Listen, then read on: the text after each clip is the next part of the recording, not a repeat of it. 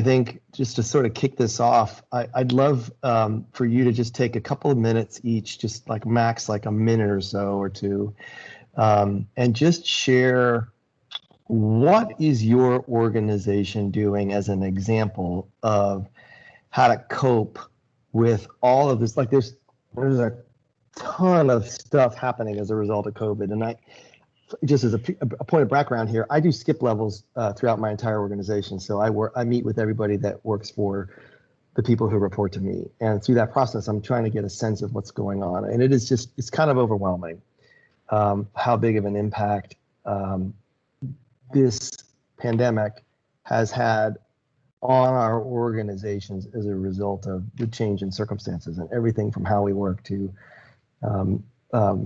how we relate to each other. So I'd love to hear, just get a sense as a kickoff to like how we're dealing with this from a security standpoint. What is your organization doing to adapt or cope with this situation? And we got so many people here. I'm gonna start with Vanessa because I know she's never afraid to talk. So you go first.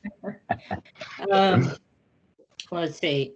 So, gosh, I think the biggest prolonged effect that I'm seeing right now is what I would call in the area of mental health for our employees.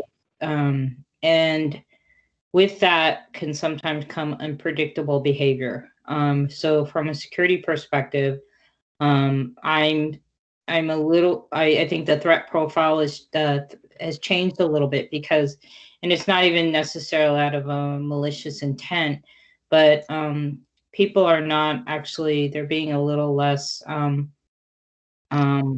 maybe rational or logical about things. They're getting hyper, like say you're trying to push some kind of new control, they're getting hypersensitive to any additional changes to their work style or how they do their job. And I've noticed that hyper kind of reaction from employees, even like they're very on edge. So it's, and they've got a lot of pressures at home, especially those who are stuck, in a 900 square foot space with their family and young kids. And so the level of irritation with being cooped up, but also more change than they can handle, or they're kind of getting to a breaking point. And I think when the security team is, at least from my perspective, we're trying to continue to make more changes. They're like, I can't take any more. You guys are like, killing it. So, and yet we need to make those changes more than ever now, right? Like it's like, so it's this really challenging balance that we're trying to make when, honoring people's kind of mental position or where they're at, and also continuing to drive, the improvements around security that we need to. It's been very tough. Yeah. Anna, how about you? Yeah, thanks for asking. I'll come probably from more of a different bent, heading up HR versus security, but it might be helpful if I just share maybe a few things we had done for our employees over the past 6 months, just to give examples. Lucky for us, we had already rolled out a fully flexible work arrangement program about 2 years ago. So when everyone needed to go remote, that made it much easier because we already had that kind of mindset. Employees could choose their hours and what days they came into the office. But we continue to survey our employees to see, once we get over COVID, whenever that might be, how would they like to come back in the future? Would it be a hybrid model, work from home versus office? And what we're finding is typically they're saying 2 days in the office, 3 days at home. And we're very flexible, but we're really trying to plan our workforce around the world based on the survey feedback we're getting in. We did a ton of things around benefits. We had a meditation app, we had meditation sessions, we increased leave options, we offered managing stress workshops. And then one thing we did, we found really helped. What I find is if you empower managers, they make all the difference for your employees in terms of what you said earlier around mental health. We did a lot of trainings for them based on brain science and neuroscience, how to really lead through crisis. that we think are helping our managers to operate in a better way with employees when employees are going through so many things from a personal and a professional perspective. We also try to create a lot of different modalities for communication, because you have some employees that might be single, quarantining at home, and you have some employees that have multi-generations of families in a house or small apartments. So we have a wide variety of challenges. So we did many Teams channels whereby employees could connect, parents could connect, all sorts of different groups could connect based on their commonalities and share best practices, share learnings. We did offer virtual take your kids to work day, so kids could start to engage and set that up so they could do very cool things like, now I'm forgetting, Minecraft and all sorts of different ideas and options.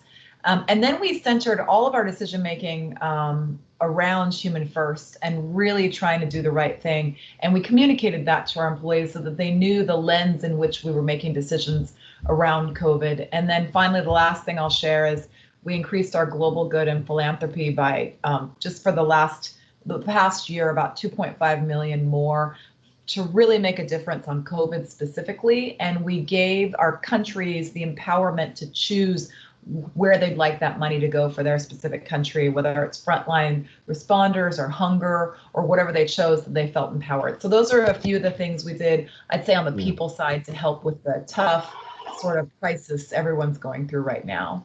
Yeah, very much a human being issue, not just a technology issue. Mary, I saw you nodding a lot, so want to add to that? Sure. I think Anna and her teams really made it easy on me, because a lot of the mental health issues that Vanessa was talking about, I'm not seeing quite as prevalent on our teams. The capacity for change there, I think, is still existent. So a lot of the changes we're making from a security perspective are being pretty well tolerated. We're also using Anna's communications as channels to get out some of the security messaging that we need to get out, so we're not hitting employees multiple times in one day. We're having consolidated messaging, which I think is also really helpful. I think one of the biggest challenges that I see right now is the combined workforce or the combined household using limited network resources and the opportunity for a misconfiguration on one device that may not be attached to F5 at all, impacting potentially an F5 workstation or device. That's probably what worries me most, and that's probably what we're trying to communicate the most frequently, because that's not something I can control. I can't deploy device trust to the kids' iPads. So right. Anyway. Right. Yeah. Kelly, Darren? I'll start that. So, actually, I'll get the wrong camera here. Let me see if I can fix that. I'm in a temporary office here. I'm having some work done in my home, so apologies here. I'll just leave the video there. But so yeah, obviously Amazon has published my Amazon blog about all the things we're doing with regard to COVID. But first and foremost, it was the spike of the unexpected usage of our services and trying to scale up and be able to hire. And of course, the corporate services like myself and security, we were not necessarily at the forefront of what needed to be scaled right away. We had to get associates in our buildings. And so many of my teams are, seeing 100% growth year over year right now relative to the volumes that we would have had at the same time last year as a result. So that's been really challenging for my team and trying to keep them motivated and understanding how much we appreciate them working extra, trying to make sure that we're meeting our customer promise. And then of course, if you just go on the blog and it'll talk about like all the loss prevention cameras. So I happen to own the loss prevention cameras. We have hundreds of thousands of cameras in these buildings.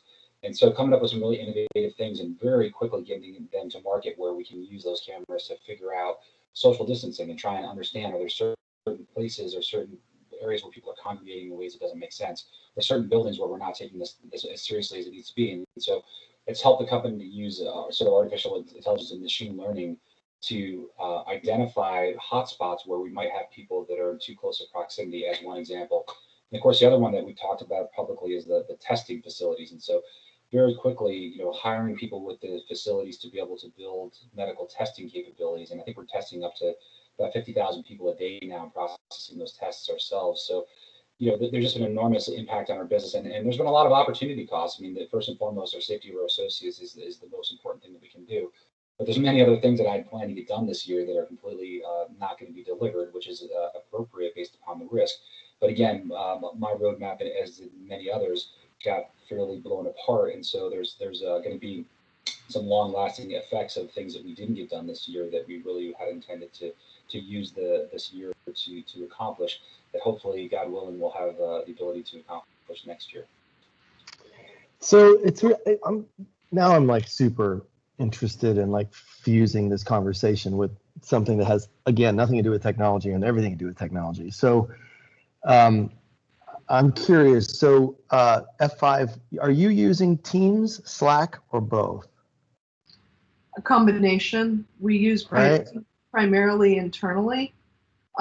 Slack for some of the communications with our customers who are supporting DevOps pipelines. Yeah. And then Vanessa, how about your organization? Teams, Slack, or both? We use Zoom and Slack.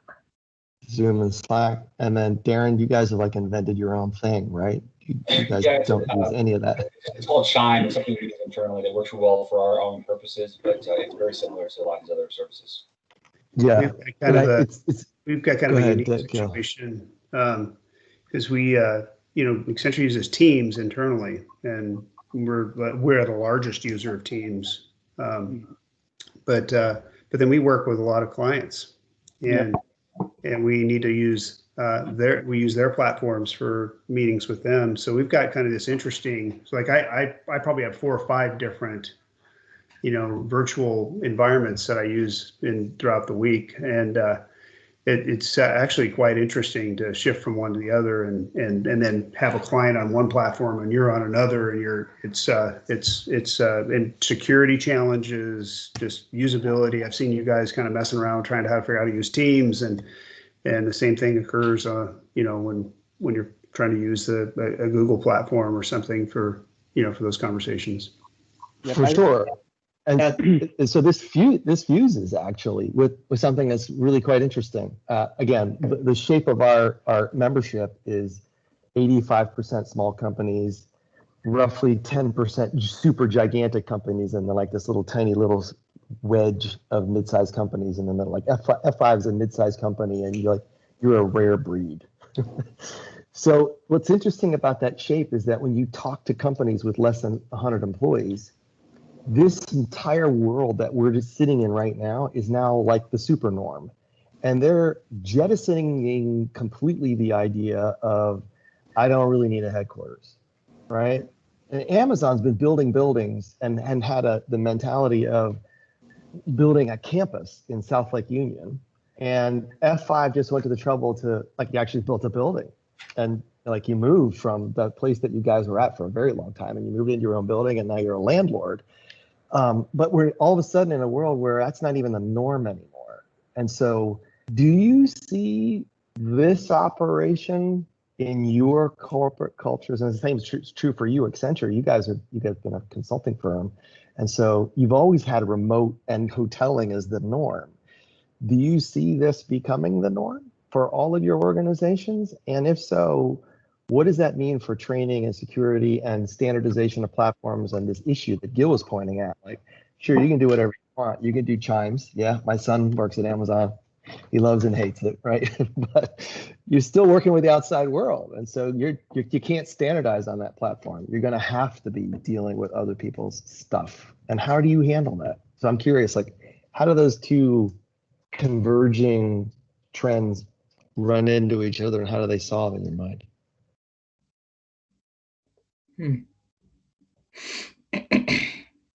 Well, I mean, I think it seems like it's going to get more chaotic before it actually settles down. But I think, with smaller companies, one login is like 300 people. I think the concept of being remote is and cloud-based applications, and SaaS-based applications is exactly kind of how they operate. So it wasn't like a big move. Technically, it wasn't a big challenge at all. I think the challenges we're running into are more the human side things. But I don't think it'll ever go back to like everybody needs to be in one location. I think that by even our hiring now is more diversified. So now I have an employee in Atlanta, I have an employee in Arizona. So we've basically said we're going to get a better talent and be able to hire in the security team in a better way because we're going across the country and not saying they have to be in San Francisco or Seattle. And I think the challenge with that is I don't think management is equipped with managing virtual people very well. I think there's a whole gap there in terms of management doesn't know how to manage virtual teams. Some do, but by and large, most are comfortable with, I want to see you, I want to be in the same, I want to be able to walk by and talk to you. And like all of that is going to be different. And I think a core competency that we have to build is management across truly virtual teams, different time zones. And we're not there yet. So I think it's going to get more chaotic, but I think there's pluses and minuses of it. Yeah. I mean, Go ahead. Now, the way that we've been looking at COVID and then the remote move has been it's been stressing out the boundaries of trust in every scenario, right? There are some areas where you can be like, hey, we can expand the boundary of trust and let people work remote and let them have access to everything they need to do their job and be functional outside of a physical location. But in other senses, in a business operation, you can't do that, right? I mean, if there's a regulatory pressure that allows, or some data access issues, or if it's a third party accessing that information. So I think when I'm seeing this across multiple different business types, right? Those are the things that they're grappling with: is when can I enable it, and when do I have to make sure that I put in some sort of mechanism that will force people to come back into the office, because that's the place that I can most tightly control access and other issues, right? But is this a technological trust or a human trust issue? I think for a large portion, it's a human trust issue, but for certain organizations, it is also a technological trust issue, right? Because they just can't, if you have, say, customer service and you're giving them very sensitive PII and they're all working from home, how do you make sure that that there isn't any significant leakage happening that will put your business at risk? I think you're right. I'll just double down on that. Although I see Anna chomping at the bit to talk about this, because it's probably not just a technical issue. But I'll just use Slack as a specific use case example. They have 3 different mechanisms. You can set it up so that a person on the outside or a member can access only one topic of conversation, or you can have them access a couple of topics of conversation, or you can have someone be sort of an all-in. And so you can, to some degree, manage the access to conversations that are taking place in Slack so that the employees are all participating in the parts that they're supposed to be participating in. Certain contractors you work with all the time, and they're working on 5 or 6 projects, and they get to participate in that. And certain contractors only participate in one. But you're really relying on Slack to make sure that the documents that are being shared in those channels aren't accidentally shared out. And what's the mechanism for controlling that and verifying it? And then most importantly, if you want to connect it back to human trust, who's actually making sure that when the contractor's access should be over, make sure it's actually over? Because none of that can be automated. And if Slack, and honestly, Slack is like, honestly, I think it's in 99% of the 850 small companies that are in our association. So it's like become a de facto standard platform for collaboration and sharing in a remote environment. And none of them actually have any idea whatsoever as to how they're managing security to the information that's being shared on Slack. So it isn't just a human issue, I think. I think it's actually also a technology trust issue. Anna, what do you think? Well, and Mary, it's nice Mary's here because I have the human side, the people stuff, and she's deep in security and technical. So it's nice. So I'll comment more on the people side. As I said before, we've told employees they don't ever have to come back if they choose not to post COVID, and they like that flexibility. But all the surveying, like I said, people tend to want the hybrid model. So we will be having people come back, and we'll have them hybrid as well. What we found from the all virtual model, though, is it's leveled the playing field. For headquarters, it's a little bit headquarters centric in Seattle with our new tower and everything. But now that no one's at the headquarters, what we're hearing is people in Poland and California, they're like, now it's much easier. We're all equal. We can all chime in and we are equally heard. So what we're doing when we come back is we want to keep that level playing field concept so that it's not just people in the room that takes up all the air, that everyone gets their fair chance. So we have already kind of thinking through what can that future be. We've shared a lot around virtual meeting guidelines. Mary's team is so great to work with. So like she said earlier, we don't just make it people updates. We try and be more holistic in how we do that sort of thing. So I think that's been helpful. And then I would just go back to what I said before. I really think that managers can make or break the trust and just the whole environment for employees, especially right now when employees have so many stressors from a personal and professional perspective.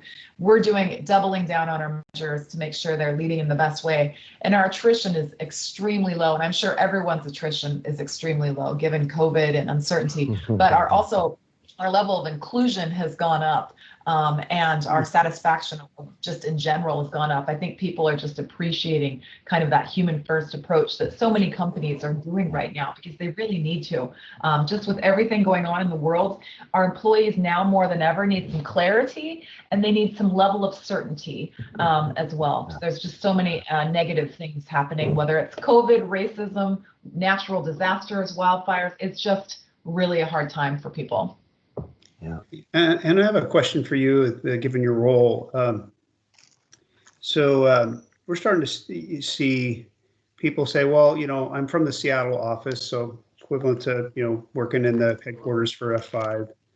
It's kind of expensive to live in Seattle and I'm working remotely. What if I move to Montana? Can I still be an employee? And I start to think, okay, well, technically that works, physically that works.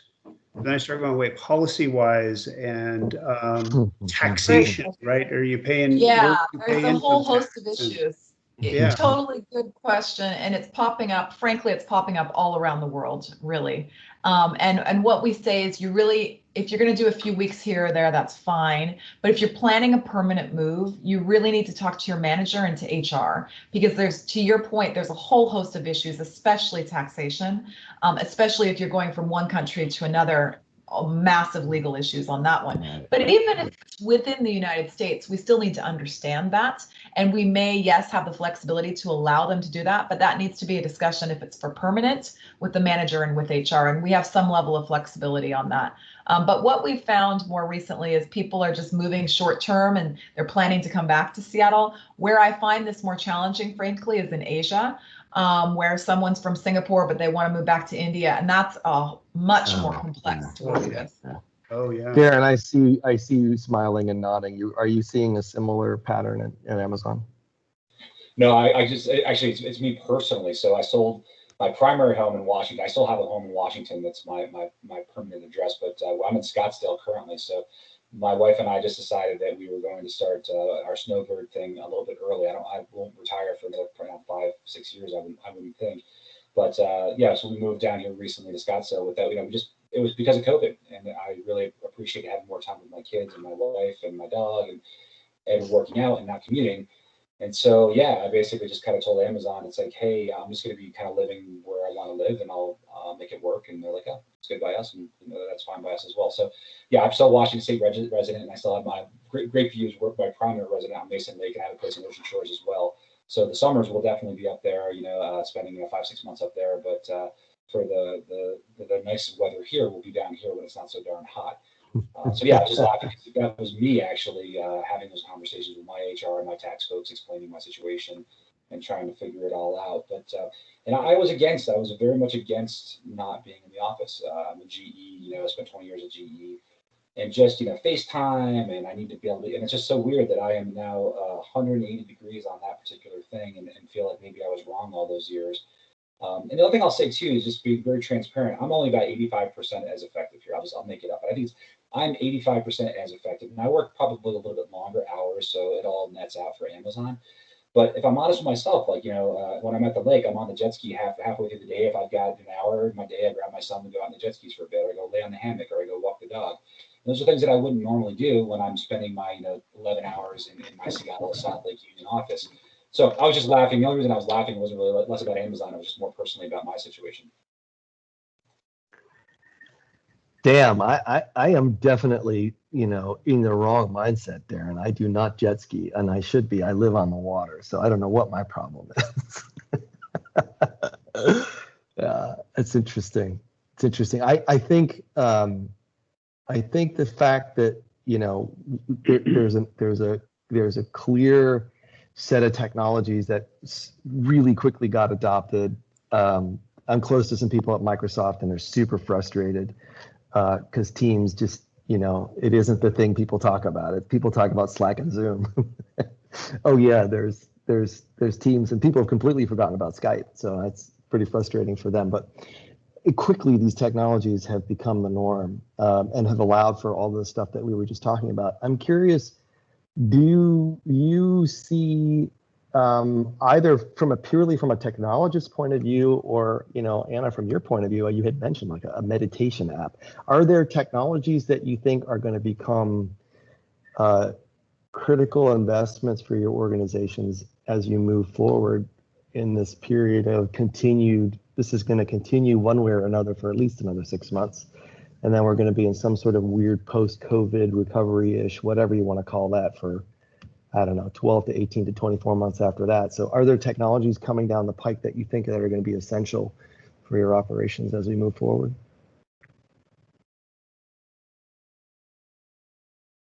I mean, so Zero Trust obviously is one of them. So, the whole notion of having, sort of a protected network is becoming less important. So Google obviously is a big proponent of that. So figuring out ways that we can use technology to allow us to have more, sort of point-to-point trust between endpoints and services and APIs. So, and obviously MFA is huge. Like having a really slick MFA that works really well is something that I think will become more and more necessary. And I think most companies are already there, but not all companies are there.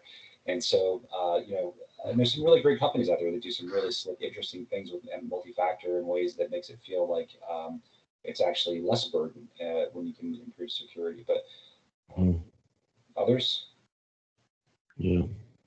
I agree. I think Zero Trust is going to be the way people are going, and I think people are really going to double down on it. On one hand, I think it puts less burden on the end user ultimately, and it gives you more choices for the technologies you deploy, especially from a SaaS perspective. Yep. And yeah, we're also seeing for our non-technology customers, the acceleration of the journey to cloud is a huge issue, and because they're taking traditional models in which they need to operate the data center and everything else, and that just doesn't work for them today. So there were organizations that were slow in adoption, or there were teams that were slow in adoption, and as obviously our friends in AWS and Azure and will tell us there's this massive amounts of compute take on in that space. But from a more internal looking perspective, one of the key things that we've found is that we're still onboarding new employees and remote team members. So I'm finding that virtual training and the ability to make virtual training last, as well as people to connect with each other, those are technologies that I think are becoming more and more important to our operations and our cohesiveness as a team. And I expect that to continue into the future as well. Vanessa? Sorry. Vanessa, do you have a point of view on this? I don't. I mean, Zero Trust has been around for a while. I mean, I think what this is doing is actually forcing people to actually, put some real teeth into what they're doing around Zero Trust. I think that the whole so marketing is having a major challenge right now. Like no more in-person meetings, the challenges of trying to figure out how do you effectively reach your end users, your potential customers. And we had an online session, and we had some gamification in there, and our marketing person discovered I guess the people who professionally go in and like try and all they do is like try and win the prize. So our head of marketing was like, I never knew this was a thing, that somebody would just come in and just don't even care. Like they're hopping from conference to conference and they're just trying to win the prize and play the games. And so I think marketing is, I notice they're very much like, whoa, how do we do it now? And then like having these shipping wine and meals, and like everybody's trying to figure out how do we get like our customers engaged now, and we can't do it in person. So I think applications in that area, or ideas in that area of how to do that more effectively, are going to be important. And I think that it's also a great time right now for us the security teams, to really start working on some of the technical debt we have.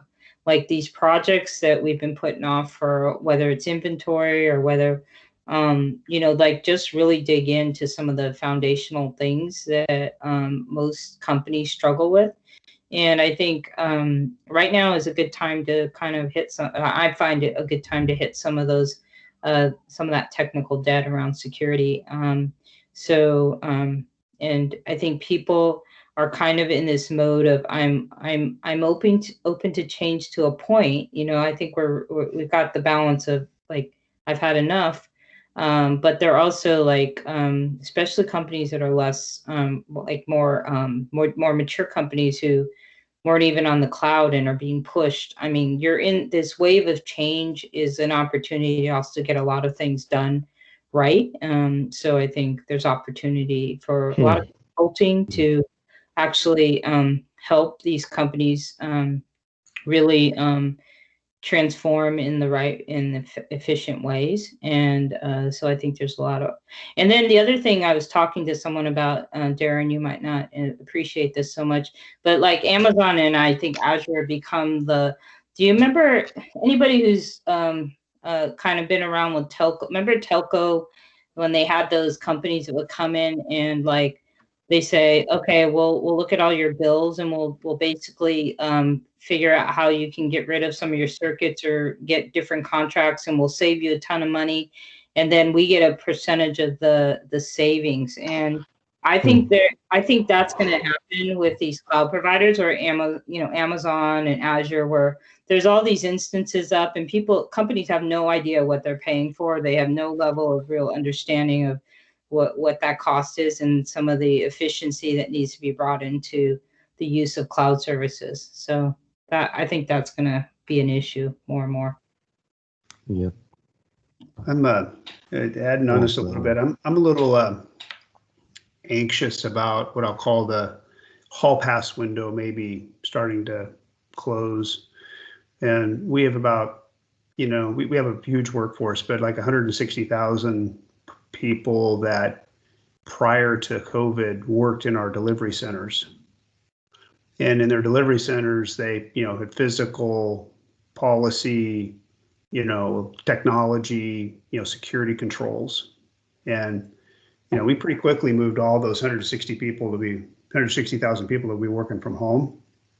But they're still dealing with client information, client data, client policies.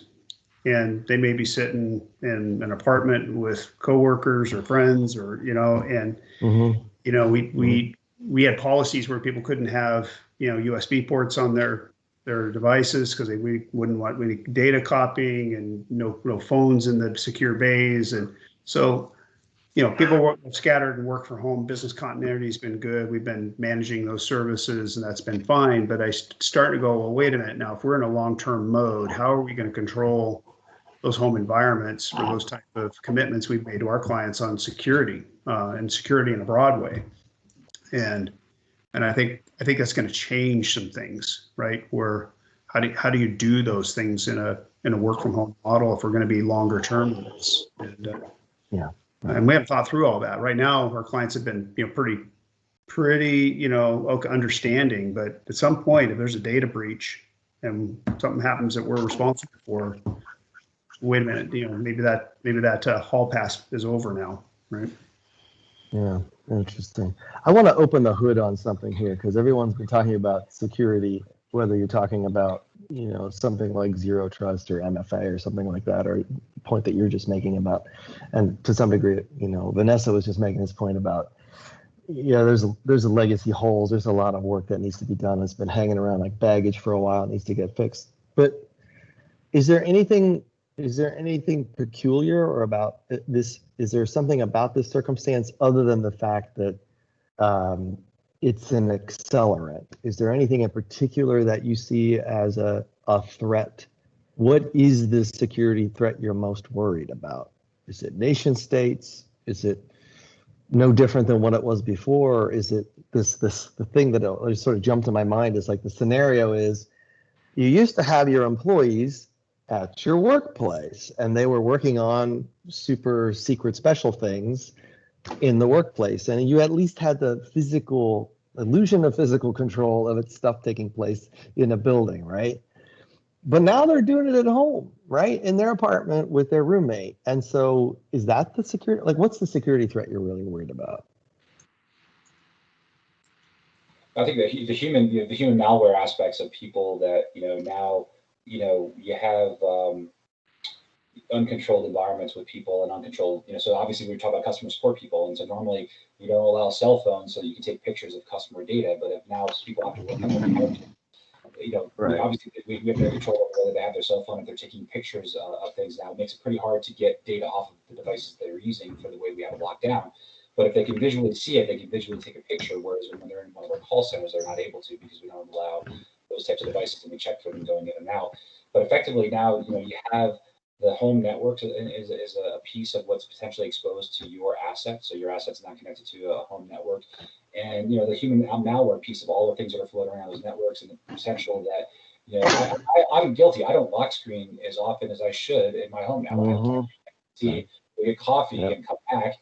Who knows if somebody's in my home potentially could get onto this PC. And so the chance of that is pretty unlikely because it's just, me and my 11-year-old right now and my wife. But, those are the types of things where now you have those additional opportunities for things that are unintended and previously not really known to you in terms of the health of these networks and the types of people that are exposed to these assets, and people now being able to use devices that were previously restricted in certain types of high sensitive data environments. So that's one of the things that concerns me. Mm-hmm. Yeah. So at Accenture, we have been doing Accenture Security. We've been doing, collecting a lot of data from many different businesses, and we're seeing that for many of our enterprise customers, attacks against them have gone up by over 300% during COVID, right? And in fact, the two really hot spots in that are financial services organizations. I think you guys are just facing an unprecedented level of attacks against you, and logistic organizations, right? Because ultimately, what in my other life of putting on a black hat, what people on me and my team would essentially end up doing is looking at, hey, this scenario represents a time where everything that was protecting you is being stressed. So it represents a great opportunity to not just use technology against you, but also to stress your business processes out, right? To test your customer service out, to test your stress your logistics out, and gain an advantage. And so I think that has been a singular motion of COVID that we're seeing across the board. Yeah. That's kind of what I was going to say as well. And frankly, I'm the least qualified of all of you to say anything here. But my biggest concern is bad actors taking advantage of a crisis situation. And you really see that happen. One example is the unemployment claims, the fraudulent unemployment claims. Great point.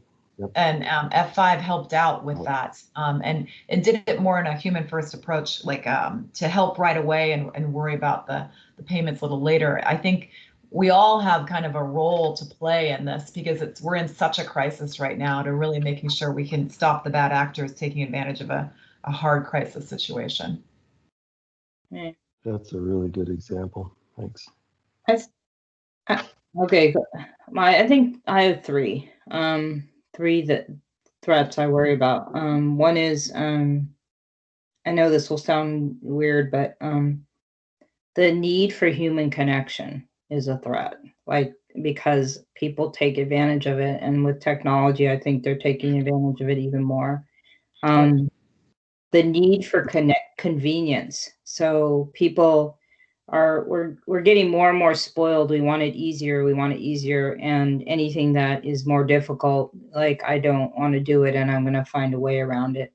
And the third one is actually innovation. Innovation is a huge threat to security. I mean, not that I would want to stop it, because I think innovation also helps security, but it also is a threat to security, because any innovation we make for good can be turned around and used for bad. And I think those are like the biggest ones that I'm concerned about, and they lead to other more tactical things, obviously. Yeah. It's going to be a crazy time, isn't it?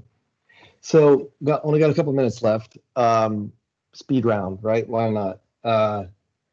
What's your organization going to look like 6 months from now and 5 years from now?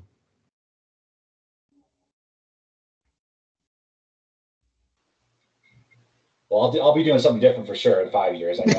You will not be jet skiing anymore, will you? Yeah, I tend to rotate and take a new role, so I'll definitely do something different, maybe at a different company, but I'll be doing something different. But yeah, so I think we all scale, but it's about leverage. Like, so I talk to my team about this all the time. Just because we had 100% increase in our call volumes doesn't mean that we need to grow by 100%. So we need to figure out what are the scaling mechanisms and the ratios that allow us to have leverage where we only have to grow at a fifth of the rate the business is growing and still be able to provide the same service level. So on two levels. One, we recently acquired Shape Security, so I think we're going to have some pretty amazing things coming out from them around how we can stop the bad actors around the globe. So massive, cool innovation coming there to help enterprise at scale. And then on the people front, we're completely reimagining ways of working globally, how we get work done, as well as the workplace itself.